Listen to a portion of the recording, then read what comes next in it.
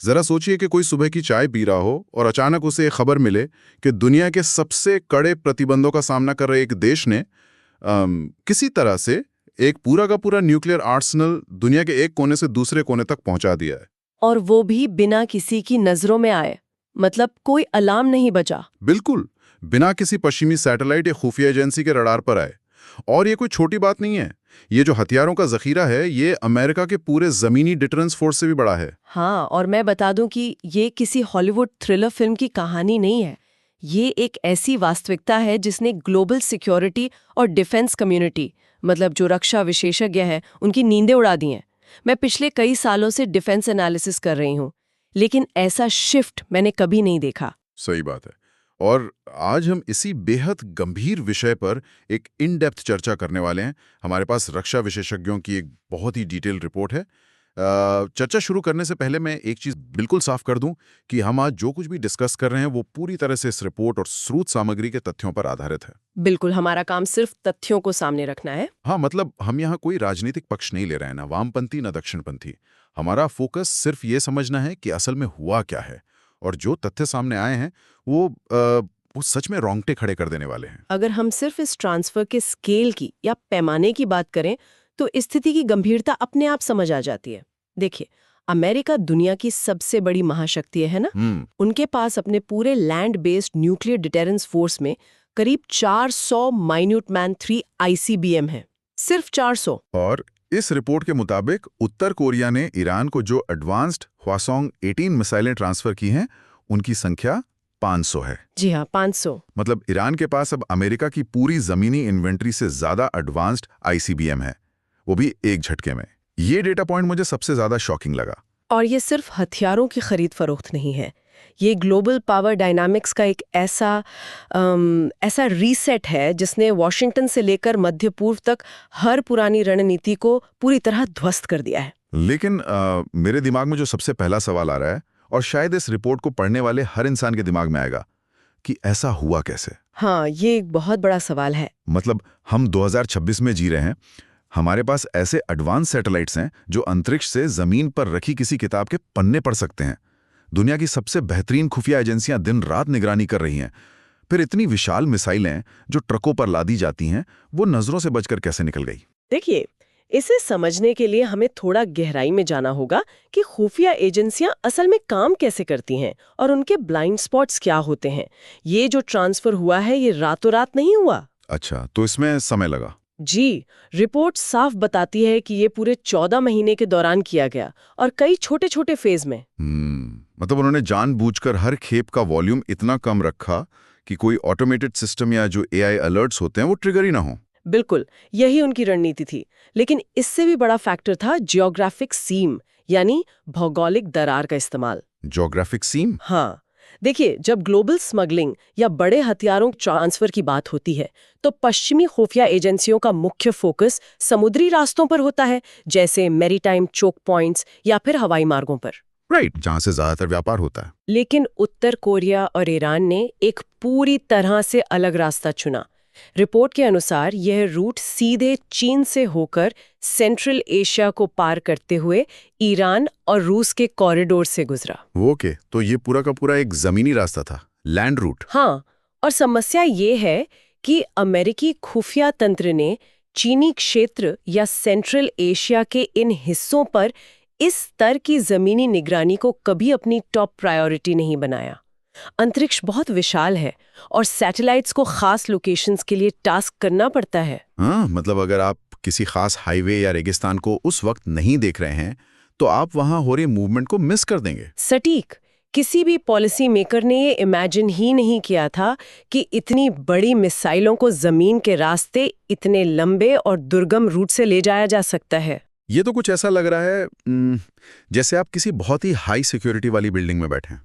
आपने main gate और खिड़कियों पर तो सारे कैमरे लगा रखे हैं, लेकिन कोई बेसमेंट के किसी ऐसे ब्लाइंड स्पॉट से अंदर आ रहा है जिसे आपने कभी कवर ही नहीं किया। हाँ, बहुत ही सटीक उपमा है। और वो कोई एक इंसान नहीं है, वो एक पूरे के पूरे हाथी को टुकड़ों में अंदर ला रहे हैं। और जब तक गार्ड्स को एहसास होता है कि क्या हो रहा है, हाथी पूरा का पूरा बिल्डिंग के अंदर खड़ा है। बिल्कुल, और वो हाथी अब चिंघाड़ने के लिए तैयार है।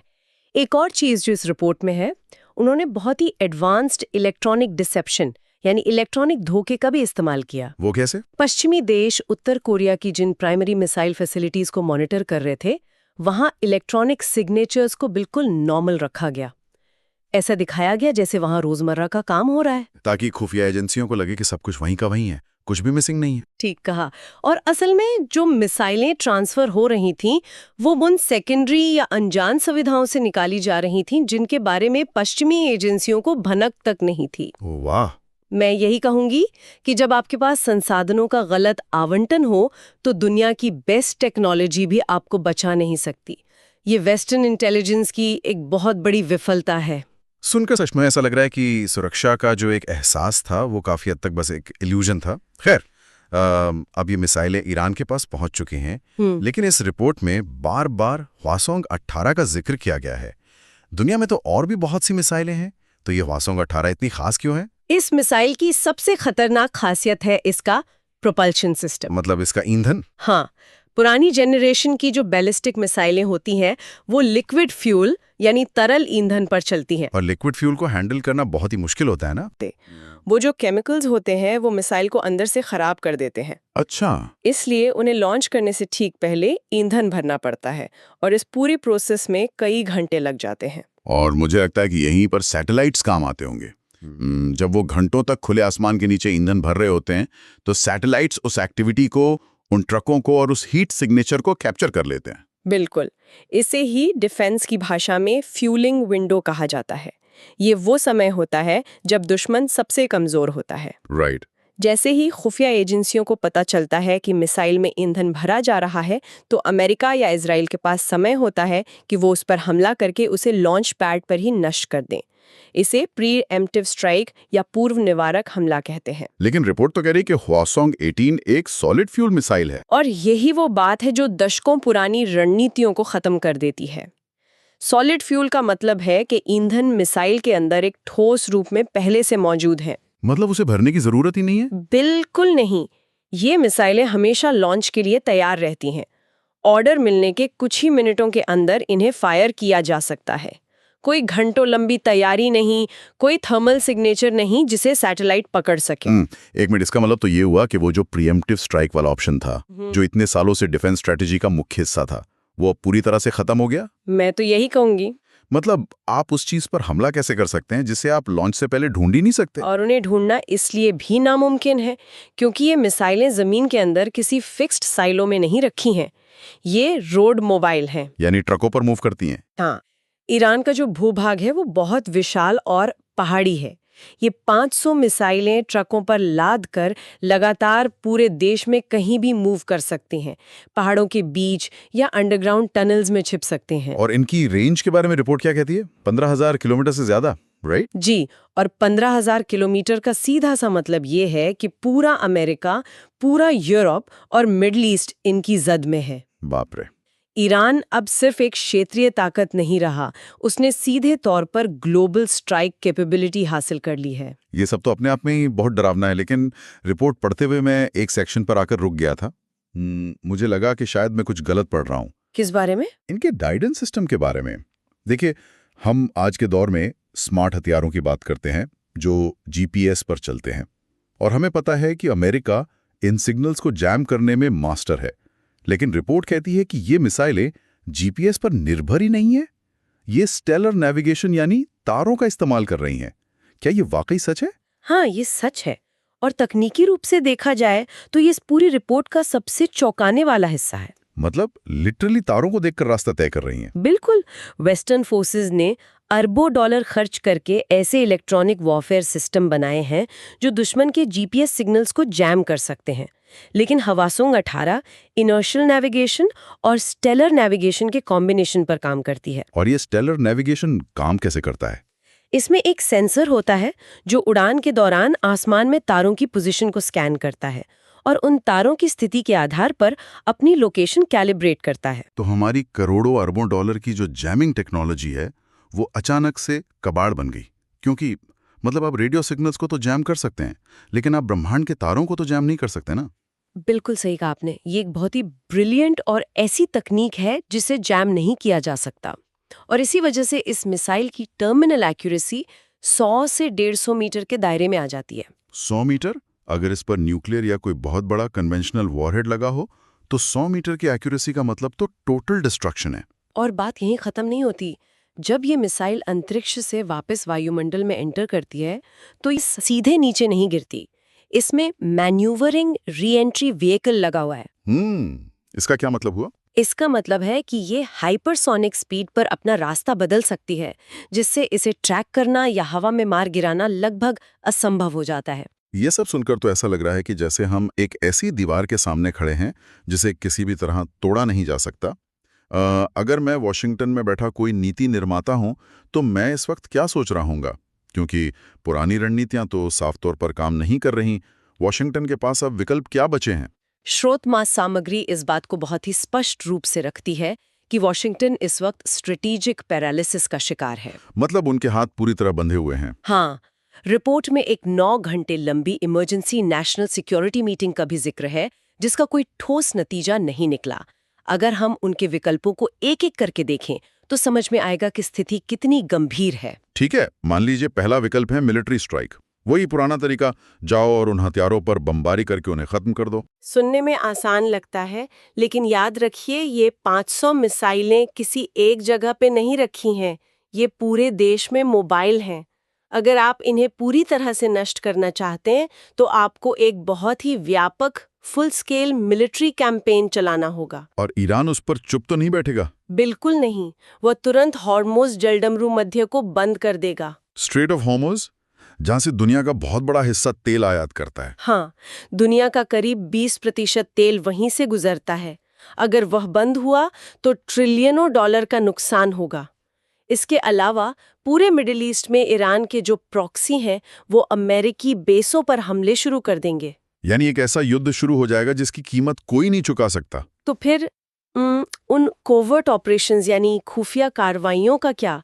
जैसे हमने कुछ साल पहले स्टक्सनेट वायरस के बारे में सुना था। हाँ, स्टक्सनेट, जिसने ईरान के न्यूक्लियर प्रोग्राम को अंदर ही अंदर कंप्यूटर के जरिए बर्बाद कर दिया था। क्या इस स्थिति में कोई साइबर हमला काम नहीं आ सकता? देखिए, स्टक्सनेट जैसे साइबर हथियारों या खुफिया कार्रवाइयों की सबसे बड़ी दिक्कत होती है उनकी टाइमलाइन। इस तरह के ऑपरेशंस को प्लान करने, सिस्टम में घुसपैठ करने और एग्जीक्यूट करने में सालों लग जाते हैं। और यहाँ हमारे पास समय की ही सबसे बड़ी कमी है। 500 मिसाइलें तो पहले से ही ग्राउंड पर तैनात हैं। मतलब खतरा कल का नहीं, आज का है। सही कहा। और अगर हम डिप्लोमेसी या कूटनीति की बात करें तो वो भी एक बंद गली की तरह ही है। वो कैसे? कूटनीति तब काम करती है जब आप सामने वाले को कुछ ऐसा दें जिसके बदले वो अपना हथियार छोड़ने को तैयार हो जाए। लेकिन ईरान ने ये डिटेरेंस हासिल ही इसलिए किया है ताकि वो खुद को पूरी तरह से सुरक्षित कर सके। दुनिया की कोई भी डील उन्हें ये 500 एडवांस ICBM वापस करने के लिए राजी नहीं कर सकती। और अगर वॉशिंगटन सीधे तौर पर ईरान के साथ इस नई सच्चाई को मानकर नेगोशिएट करना चाहे तो डायरेक्ट बातचीत? कोई भी अमेरिकी प्रशासन ऐसा नहीं कर सकता। राजनीतिक रूप से इसका मतलब होगा कि अमेरिका ने आधिकारिक तौर पर ईरान की इस नई महाशक्ति वाली स्थिति के सामने घुटने टेक दिए हैं। ये डोमेस्टिक पॉलिटिक्स में आत्महत्या करने जैसा होगा। एक मिनट, मैं यहाँ थोड़ा पीछे जाना चाहूंगा। हम बार बार कह रहे हैं कि हम कुछ नहीं कर सकते, लेकिन अमेरिका ने थर्ड सिस्टम पर और इजराइल ने एरो 3 जैसे मिसाइल डिफेंस सिस्टम्स पर अरबों डॉलर फूंके हैं। हाँ, वो डिफेंस शील्ड्स। उनका पूरा पर्पस ही ये था कि अगर कोई मिसाइल आए तो उसे हवा में ही मार गिराओ। तो क्या हम बस इन एडवांस मिसाइल रक्षा प्रणालियों का इस्तेमाल नहीं कर सकते? ये सवाल स्वाभाविक है और हर किसी के दिमाग में आता है, लेकिन रिपोर्ट बहुत साफ शब्दों में बताती है कि ये तकनीक की समस्या नहीं है, बल्कि ये एक गणित की समस्या है। गणित की समस्या? हाँ, चलिए इसे डीकोड करते हैं। पहला तो ये कि हवासोंग 18 का जो मैन्योरिंग री एंट्री व्हीकल है, जिसके बारे में मैंने पहले बताया, वो थर्ड और एरो 3 के एल्गोरिदम को चकमा देने के लिए ही डिजाइन किया गया है। ओके। लेकिन चलिए एक पल के लिए मान लेते हैं कि हमारा डिफेंस सिस्टम एकदम परफेक्ट काम कर रहा है। ठीक है, मान लिया। थर्ड के एक सिंगल इंटरसेप्टर मिसाइल की कीमत लगभग $10 मिलियन होती है। $10 मिलियन! बाप रे। और अगर ईरान एक साथ कई मिसाइलें फायर करता है और साथ में कई नकली वॉरहेड्स भी भेजता है, तो क्या अमेरिका के पास इतने इंटरसेप्टर्स रेडी हैं जो 500 आईसीबीएम को एक साथ रोक सकें? मतलब हमारे पास उन्हें आसमान में रोकने के लिए पर्याप्त गोलियां ही नहीं हैं? बिल्कुल। और आर्थिक रूप से देखें तो ईरान को ये मिसाइलें उत्तर कोरिया से बहुत सस्ते में मिल गई हैं, जबकि उन्हें रोकने की कीमत अमेरिका के लिए अनसस्टेनेबल है। तो ये एक लूजिंग गेम है। डिफेंस की दुनिया का एक सीधा सा नियम है, जब ऑफेंस बहुत सस्ता हो और डिफेंस बहुत महंगा हो जाए तो आप वो रेस हार चुके होते हैं। तो अमेरिका के हाथ तो बंधे हुए हैं, लेकिन अगर हम थोड़ा फोकस मिडिल ईस्ट पर करें, उस देश के बारे में सोचें जो भौगोलिक रूप से सीधे निशाने पर है, मेरा मतलब है इजराइल, उनके लिए ये पूरी सिचुएशन कितनी बड़ी पहेली बन गई है? इजराइल के लिए ये महज एक रणनीतिक समस्या नहीं है, मैं कहूँगी कि ये उनके अस्तित्व पर एक सीधा सवाल है। इजराइल की पूरी रक्षा नीति दशकों से एक ही सिद्धांत पर टिकी रही है, उनकी क्वालिटेटिव मिलिट्री एज या गुणात्मक सैन्य बढ़त। राइट। उन्हें हमेशा ये विश्वास रहा है कि उनके पास आसपास के सभी देशों से बेहतर हथियार और बेहतर तकनीक है। लेकिन इन 500 मिसाइलों ने रातों रात उस बढ़त को खत्म कर दिया है। और इससे भी गंभीर बात यह है कि इजराइल की सबसे आखिरी रक्षा पंक्ति अब खतरे में है। आपने शायद सैमसन विकल्प के बारे में सुना होगा। हाँ, मैंने स्रोत सामग्री में इसके बारे में पढ़ा था। जहां तक मुझे याद है, ये बाइबल की एक कहानी पर आधारित है। जी बिल्कुल। सैमसन एक ऐसा योद्धा था जिसे दुश्मनों ने पकड़ लिया था। जी। तो उसने उस मंदिर के खंबे की गिरा दिए जहां वो बंधा था। जी। वो खुद भी मारा गया, लेकिन उसने अपने सारे दुश्मनों को भी खत्म कर दिया। इजराइल के संदर्भ में ये एक अघोषित न्यूक्लियर डॉक्ट्रिन है, राइट? हाँ, सैमसन ऑप्शन शे। इजराइल का वो अंतिम सिद्धांत है जी। कि अगर कभी इजराइल का अस्तित्व मिटने के कगार पर आ गया तो वो अकेले नहीं डूबेगा। जी। वो अपने परमाणु हथियारों का इस्तेमाल करके अपने दुश्मनों को भी पूरी तरह से नष्ट कर देगा। इसे ही हम म्यूचुअल अश्योर्ड डिस्ट्रक्शन या मैड कहते हैं। जी। ये रणनीति इस बात पर काम करती है कि दुश्मन तबाही के डर से कभी आप पर हमला न करे। लेकिन ये तभी काम करेगा जब दुश्मन को भी मिटने का डर हो। मुझे शतरंज के खेल की याद आ रही है। शतरंज कैसे? मान लीजिए आप सामने वाले के राजा को इस उम्मीद में चेक दे रहे हैं कि वो डर कर पीछे हट जाएगा। लेकिन क्या हो अगर सामने वाला खिलाड़ी ये तय करके बैठा हो कि उसे अपना राजा खोने से कोई फर्क नहीं पड़ता, बशर्ते आपका राजा भी मारा जाए। ये बहुत ही सटीक तरीके से इस सिचुएशन को समझाता है ना? अगर ईरान के पास 500 आईसीबीएम है जो संभावित रूप से न्यूक्लियर पेलोड ले जा सकते हैं, तो वो डर का फैक्टर खत्म हो जाता है। अगर ईरान पलटवार का जोखिम उठाने को तैयार है तो डिटरेंस काम करना बंद कर देता है। ये सच में एक बुरा सपना है। तो इजराइल इस वक्त क्या कर रहा है? उन्होंने अपनी पूरी सेना को हाई अलर्ट पर रखा हुआ है। उनकी थैड और एरो 3 बैटरीज पूरी तरह से एक्टिव है। यहाँ तक कि उनकी जो परमाणु पनडुब्बियां हैं उन्हें भूमध्य सागर और लाल सागर में गश्त के लिए तैनात कर दिया गया है। तो स्थिति बहुत ही तनावपूर्ण है। इजराइल के आधुनिक इतिहास में ये पहली बार है जब वो किसी देश के साथ एक बराबरी के परमाणु निवारक संबंध में फंस गया है। इस पूरी चर्चा को अगर मैं समेटने की कोशिश करूं तो हम देख रहे हैं कि दुनिया का रक्षा परिदृश्य बिना एक भी गोली चले, बिना किसी युद्ध के बदल गया है। बिल्कुल, सिर्फ एक लॉजिस्टिक ऑपरेशन के जरिए। हाँ, 500 मिसाइलें जिन्हें खामोशी से दुनिया के एक कोने से दूसरे कोने पहुंचाया गया, उन्होंने दशकों पुरानी western intelligence, missile defence technology और ग्लोबल डिटरेंस की नीतियों को पूरी तरह से फेल कर दिया है। और ये बात हमें ये सोचने पर मजबूर करती है कि जो तकनीक कल तक हमें सुरक्षित महसूस कराती थी, वो कितनी जल्दी पुरानी और अप्रासंगिक हो सकती है। एकदम सही। इस पूरे विस्तृत एनालिसिस के बाद मेरे दिमाग में सिर्फ एक ही विचार गूंज रहा है, और मैं इसे यहीं छोड़ना चाहूंगा ताकि इस पर गहराई से विचार किया जा सके। अगर उत्तर कोरिया जैसा देश, जो दुनिया से कटा हुआ है, जिस पर इतने कड़े प्रतिबंध लगे हैं, वो न सिर्फ इतनी एडवांस टेक्नोलॉजी वाले हथियारों का बड़े पैमाने पर उत्पादन कर सकता है, बल्कि दुनिया की सबसे बेहतरीन इंटेलिजेंस एजेंसियों को चकमा देकर उन्हें सफलतापूर्वक डिलीवर भी कर सकता है, तो ग्लोबल आर्म्स कंट्रोल का भविष्य क्या है? क्या निवारण या डिटरेंस का वो पुराना युग, जिसमें यह माना जाता था कि महाविनाश का डर दुनिया में शांति बनाए रखेगा, क्या वो युग अब हमेशा के लिए समाप्त हो चुका है?